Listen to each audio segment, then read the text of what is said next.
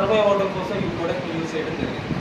So ఆయన ఈ product use చేసి బయటపడిన తర్వాత 2006లో వీళ్ళతోటి మాట్లాడి ఇది ఇచ్చినటువంటి రిజల్ట్ని అక్కడ పబ్లిక్కి అనౌన్స్ చేసి సో ఇది మార్కెటింగ్ చేయడం కోసం ఒక కంపెనీ కావాలని చెప్పి చూశారు.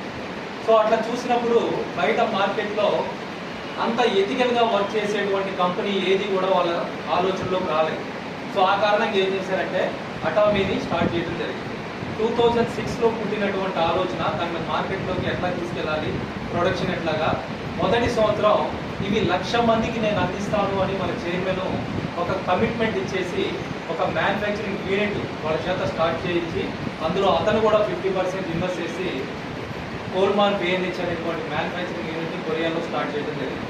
సో ఇవాళ వరల్డ్లో దాదాపు 14 కంట్రీస్లో కోల్మార్ మ్యానుఫ్యాక్చరింగ్ యూనిట్స్ ఉన్నాయండి.